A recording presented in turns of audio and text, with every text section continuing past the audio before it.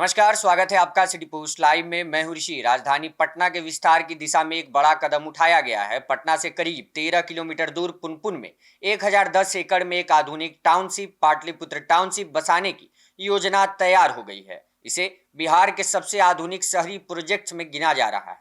सरकार ने इस टाउनशिप के लिए पुनपुन क्षेत्र में 1010 एकड़ का कोर एरिया चिन्हित किया है। इसमें अब्दुलपुर पिपरा, वाजिदपुर पिपरा, पनवार, नूरुद्दीनपुर, डुमरी, नाथपुर, खैरी, खापुरा, कल्याणपुर, बैसौवा, पिपरा चक और सिकंदरपुर जैसे 1 दर्जन राजस्व गांव शामिल है। सिर्फ कोर एरिया ही नहीं बल्कि भविष्य में विस्तार को ध्यान में रखते हुए करीब 81,730 एकड़ का स्पेशल एरिया भी तय किया गया है। इसमें पटना और आसपास के 8 प्रखंडों पुनपुन, फतुहा, संपतचक, पटना ग्रामीण, धनरुआ, दनियावा, मसौड़ी और फुलवारी के 275 गांव शामिल किए गए हैं।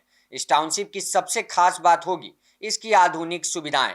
प्रस्तावित पाटलिपुत्र टाउनशिप में fitness city, sports city, logistic hub और जुडिशियल एकेडमी जैसी अत्याधुनिक सुविधाएं विकसित की जाएंगी। इसका मकसद सिर्फ रिहायशी इलाका बनाना नहीं बल्कि रोजगार, व्यापार और इंफ्रास्ट्रक्चर का बड़ा केंद्र भी तैयार करना है। राज्य सरकार ने फिलहाल चिन्हित क्षेत्रों में जमीन की खरीद बिक्री पर रोक लगा दी है ताकि जमीन की कीमतों में अचानक उछाल को रोका जा सके। यह फैसला परियोजना को व्यवस्थित तरीके से लागू करने के लिए किया गया है।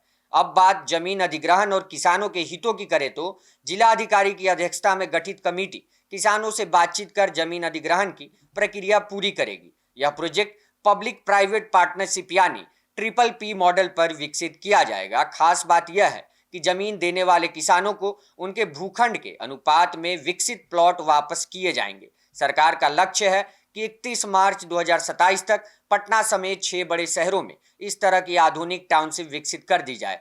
दूसरे चरण में बाकी शहरों के लिए भी मास्टर प्लान तैयार किया जाएगा। पुनपुन में बनने वाली यह पाटलिपुत्र टाउनशिप आने वाले समय में पटना के शहरी नक्शे को पूरी तरह बदल सकती है। अब नजर इस बात पर होगी कि यह महत्वाकांक्षी योजना जमीन पर कितनी तेजी से उतरती है। हर एक अपडेट्स के लिए जुड़े रहें हमारे साथ और देखते रहें सिटी पोस्ट लाइव। धन्यवाद।